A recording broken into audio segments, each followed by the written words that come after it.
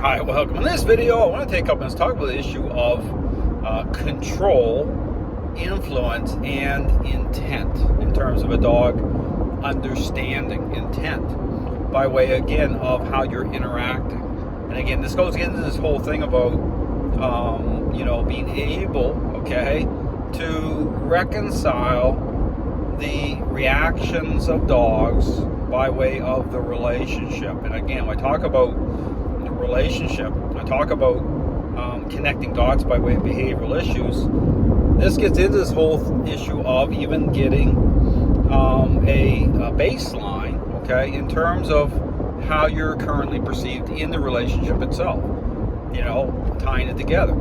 And so again, I talk about the language of the method, and again, this is one of the kind of major themes when it comes to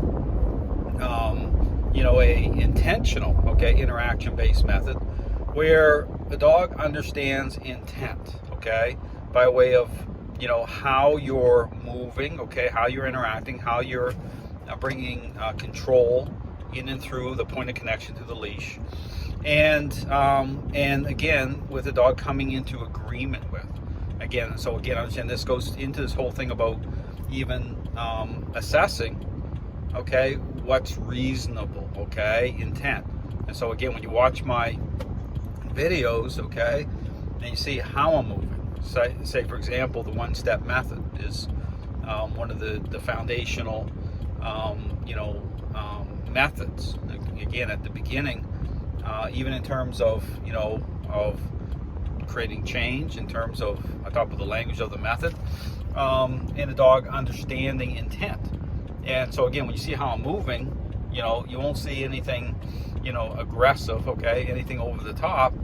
But what you'll see, especially with some dogs that are holding a high level of control in a relationship, you'll see certain levels of challenge, you'll see certain reactions of dogs.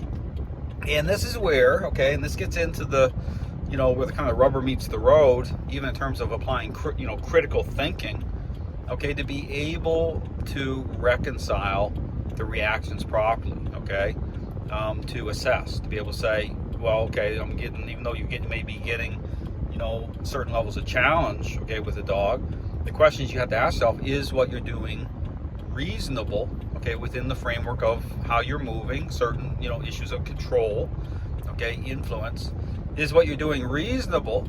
And considering that, does the dog understand intent through how everything is funneling, how you're moving, the direction of the leash, and this gets in this whole thing about, when you see me moving, I'm doing the same thing every time, I'm following a certain sequence, a certain pattern that the dog understands.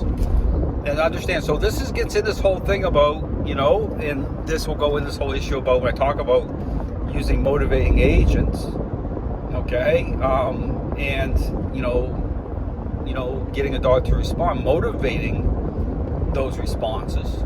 This is where you have to get into this whole thing about the motives, that underpin, those responses, and then this gets into this whole thing about the core ingredients, influence, and control, in terms of perceptions changing. What is the role of influence and control in terms of dogs as social animals? You talk about strength and weakness coming through the relationship, define dogs as pack animals.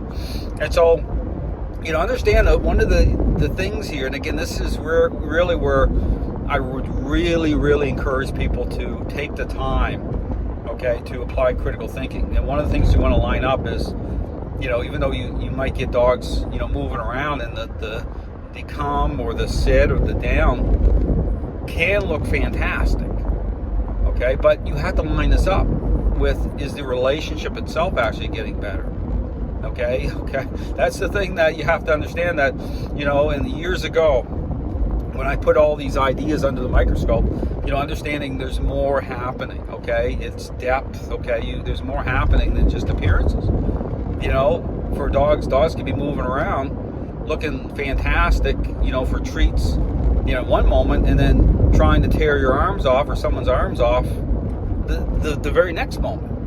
And ask yourself the question, does that make sense? Like, what's going on here? Like, those responses themselves, if those responses really represent the dog is like good, well then why is the dog trying to bite somebody? Okay, I mean, think about it. I mean, this is the thing you have to get into, starting to frame this stuff up. So again, all to say, my encouragement, again, there's lots to think about here, and I know it's a lot for people to break down, but you have to step back from this stuff. Okay, there's certain major themes in the system of training, how everything kind of aligns. Okay, it's going to give you the right information. Okay, it's going to get you dialed in the right way. And it's incredible once you start to move in that direction. You're going to see things that you never saw before. Okay, you're going to be able to establish certain connections in a way that you're going to know that change is happening. Okay, it's gonna, you can put everything to the test. It takes you beyond appearances. It takes you beyond just superficial response. Okay, that's not my focus. Okay, is focus on responses that way. Okay, it's the interactions themselves, okay, defined within the framework of this very, very specific interaction-based method, approach. And it's, it lines up perfectly. You can tie everything together, you can make all the connections in terms of the behavioral issues, you'll see things changing. So again, check out my website, I have lots of great information.